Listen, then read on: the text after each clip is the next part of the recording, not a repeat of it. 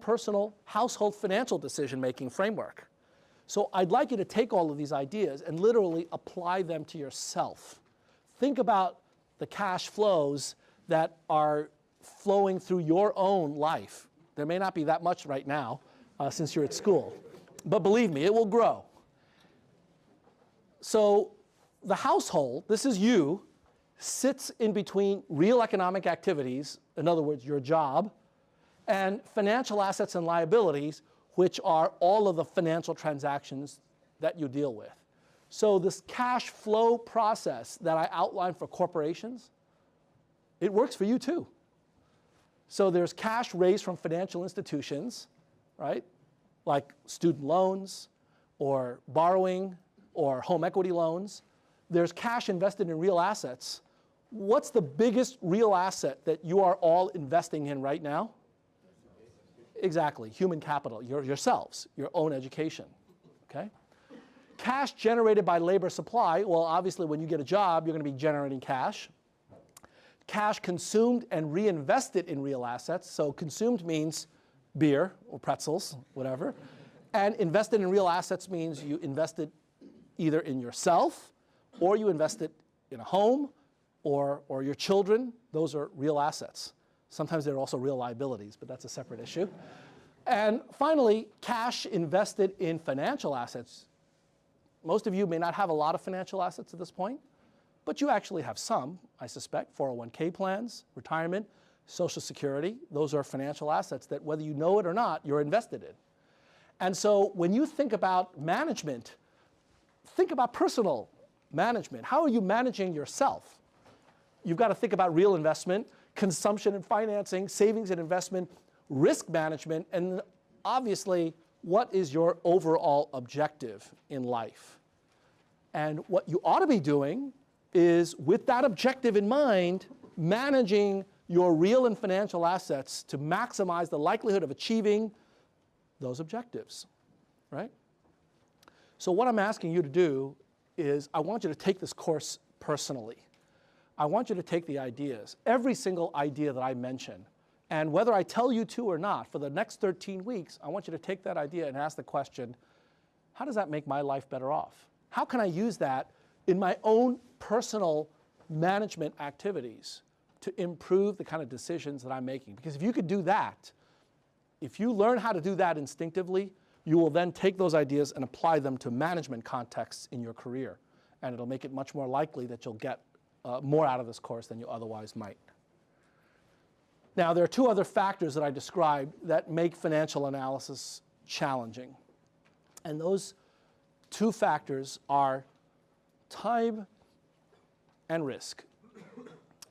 I've argued before that without these two elements, finance is complete. There is no more research to be done. There's no more analysis to be done. And all of you probably will already be able to intuit a lot of the decisions that you're going to be forced to make. Because without time, and by time I mean decisions at different points in time, without time and without risk, financial decisions actually reduce to basic microeconomic analysis. If you've taken an undergraduate course in microeconomics, supply equal demand, well, you've learned all there is to learn about finance without time and risk. The only reason that finance is interesting, the only challenging aspects of what we do are because of time and risk.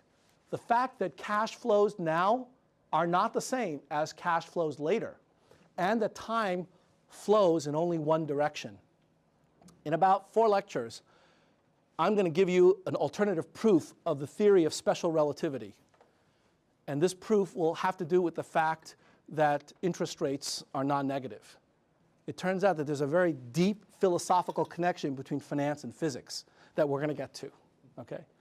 But this is something that you don't need to be a physicist to understand. In fact, I would argue that Warren Buffett, although he may not be able to articulate these principles, these are principles that are somehow inbred in his worldview. He knows that $1 today is not the same as $1 next year. And he also knows that $1 today without risk is not the same as $1 today with a little bit of risk, even a tiny little bit of risk. He knows that. And at the end of this course, you will too. So risk, we have to talk about in a much more serious way. We're not going to get to that for probably 6 weeks, because that's going to take a whole different set of tools to understand. So what I'd like to do for the first 3 or 4 weeks is to focus on time and just time. And then I'm going to bring in risk once we develop a little bit more machinery to understand how to capture risk.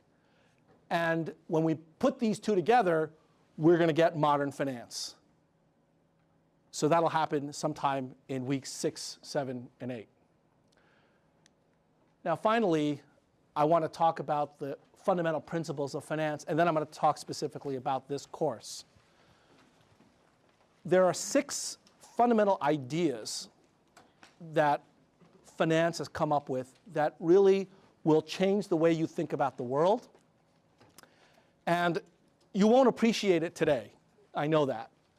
But I want to put it into your subconscious today, because sometime over the next 13 weeks, at least I hope over the next 13 weeks, your face will light up and you're going to get it one day.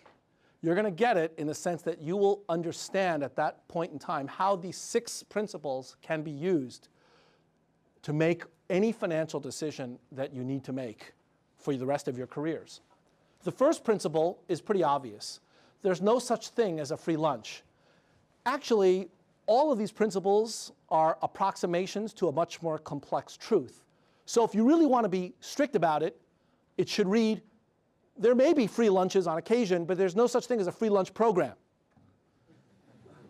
There isn't systematic free lunches. You might be able to find 1 or 2 every now and then if you're lucky and if you work hard, but systematic transfers of wealth for no reason at all are unlikely. Second principle, other things equal, and this is a phrase that you'll hear economists utter all the time, and of course other things are never equal, but let's pretend that they are. Other things equal, individuals satisfy 3 characteristics. They prefer more money to less. That's often called non-satiation. They prefer money now to money later. And they prefer less risk to more risk when risk is defined properly. Now, I'd argue that these principles are, in fact, fairly universal. Not that you can't find exceptions every now and then for every individual, but by and large, over periods of time and over a large population, this is generally true. And if you don't believe me, or if you know people that don't satisfy these principles, please introduce them to me after class. I'd like to get to know them and do some business with them. Right? Principle 3, all agents act to further their own self-interest. Now, again, this is not to say that there aren't Mother Teresas out there, that there aren't people that care about the general welfare of the public. But economists, in their own unique and annoying way, have been able to redefine preferences to even argue that Mother Teresa is incredibly selfish, because her utility function is the utility function of other people. And so by doing all this good, Mother Teresa was only furthering her own self-interests. Isn't she so selfish? Now, so in a way, when the economist defines preferences, they almost define it as a tautology. But finance makes economics practical in the sense that I'll describe in a few weeks exactly what kinds of preferences are actually embodied in decision making, and why this principle is more often than not a pretty good approximation to a much more complex reality. Now, the last 3 principles, I'm not going to talk about in great detail, because those really embody a much larger set of issues about economics and finance. We're going to talk about those 3 principles, but only in the last lecture, oddly enough. We're going to use them.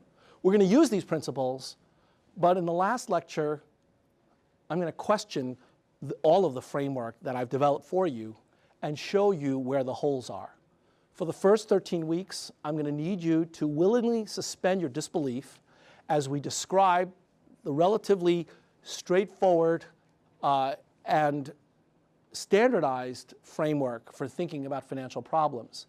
And in the last lecture, I'm going to describe to you where the approximations were made and why you need to take advanced courses in finance to fill those gaps. Okay? So with that said, let me now turn to course overview, and then I'll take questions about course mechanics.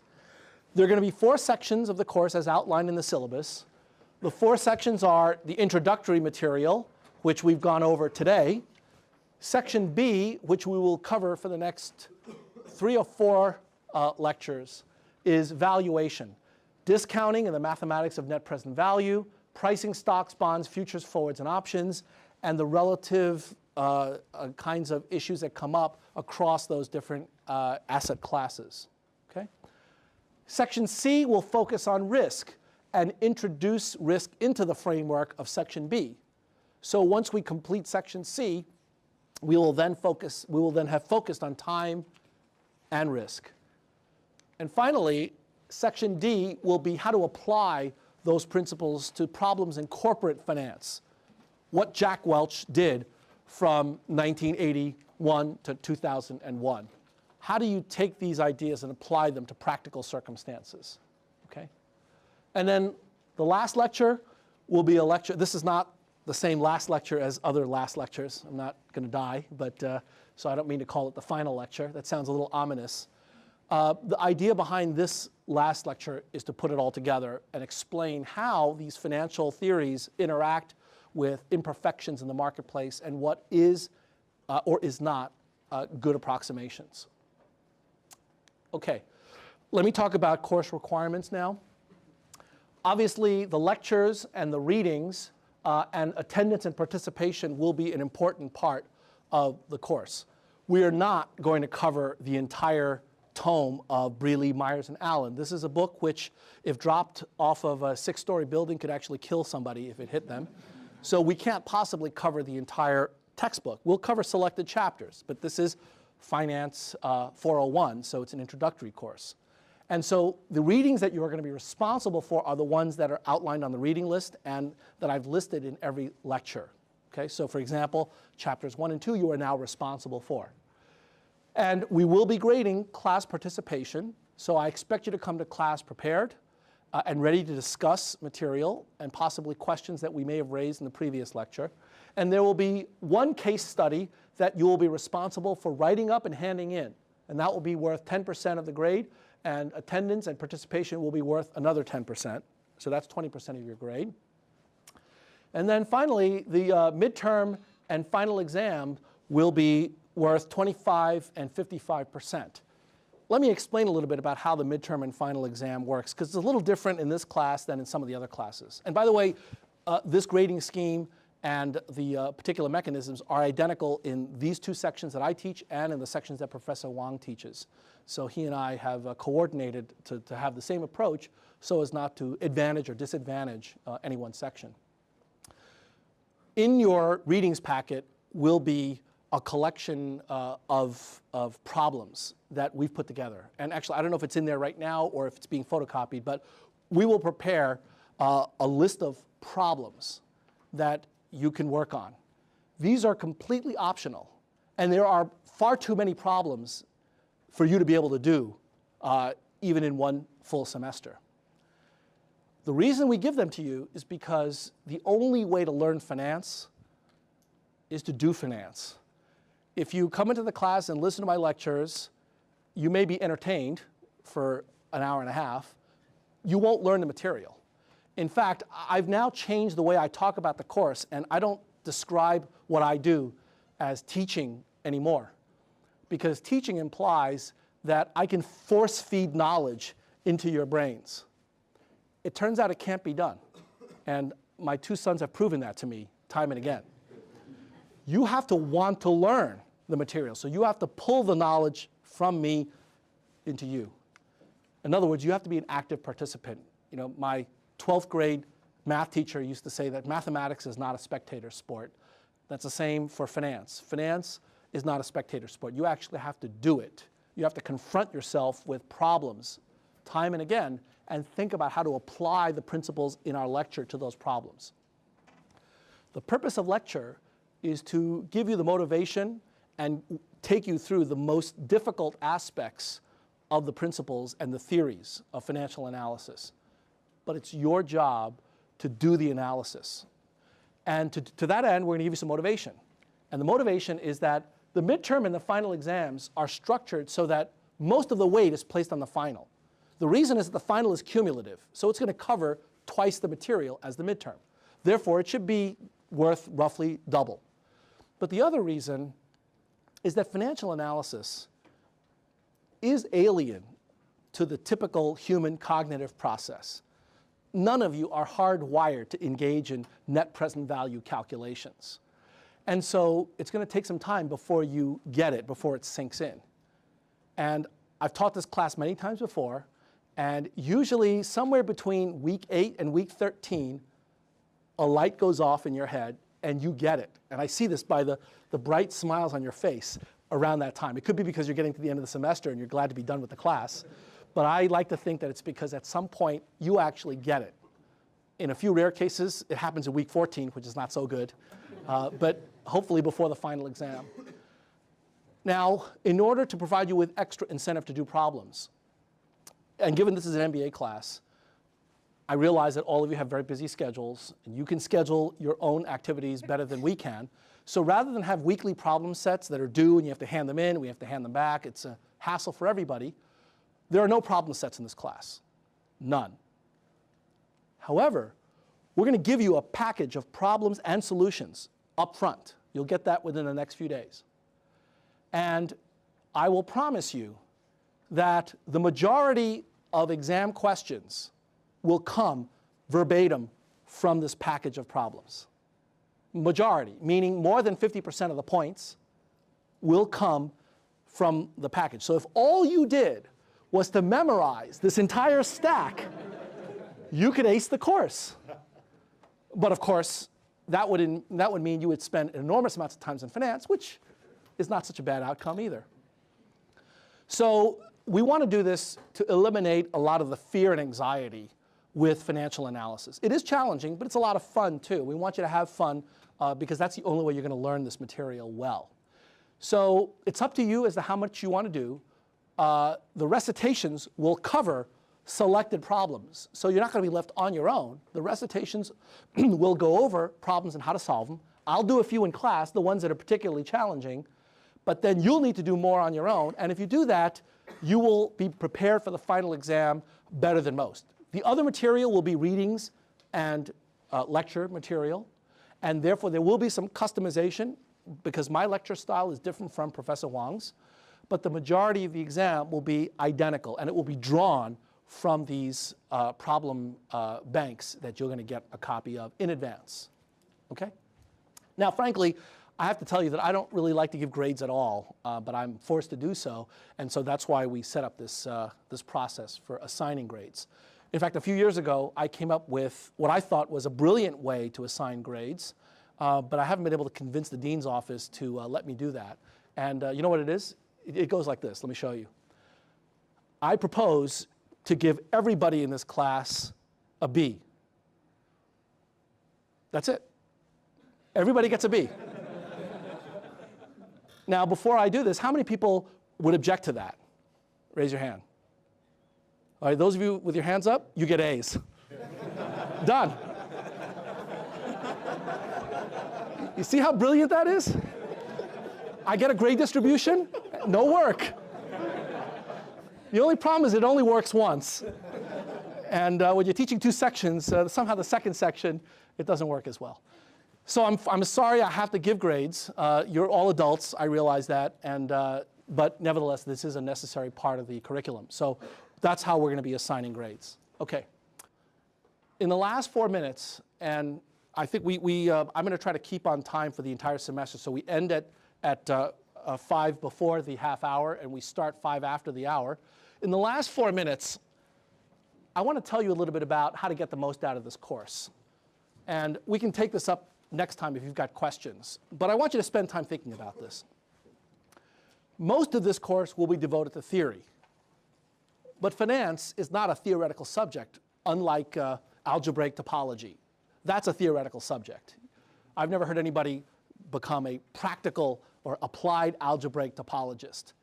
Finance, on the other hand, there's no finance without practice. So while the course will be focused on the theory, I need you to think about the practical elements of it. And I'm going to help you in a couple of different ways. One is by problems, but the other is to encourage you to sit in on a pro seminar called The Practice of Finance. This is a new pro seminar that we're launching. September 17th is the first meeting. It doesn't carry any units, so you can come and go as you please, but it'll give you a sense of the practical aspects of the industry, and in particular, information about the career aspects of the industry, like what are starting salaries for financial analysts, or how do I get a job in finance if I don't have any background in it. It'll go through those kinds of issues. So I'd encourage you to keep that in mind. The second thing is, with respect to the course, I will give you lecture notes ahead of time for all of the lectures. I expect you to take a look at them in advance. Just skim them. You don't have to read them and try to sort out what I'm saying, but I want you to skim it at least. And then in class, I urge you to take lots of notes, because the lecture notes are not meant to be complete. In fact, they are purposefully incomplete, so that you have to use your hand and write down your impressions of the material as I'm speaking, because in that method, you will actually absorb more of the material and it'll stay with you longer, okay? I would urge you to review the lectures afterwards. Review what I said, because you may have heard what I said, but you may not have understood what I said, and you may not be able to apply what I said. So you need to spend time afterwards soaking it in. I urge you to work on the assignments in groups, but also alone, because when you do the midterm and final exams, you'll be doing them alone. So do both. Don't just assume that you can do the same in groups, what you will do alone. And finally, I would ask you to ask plenty of questions. I'm going to manage the class discussion so that if we have time, I'd be happy to talk about issues that are current and on your mind. Even whether or not you should refinance your auto loan. We're happy to take those kind of questions, assuming that it's apropos and that we have the time to be able to cover that. I want you to get engaged. I want you to take this course personally, because that's the only way you're going to really learn the material. All right, thank you very much. We're out of time. We'll see you next Monday.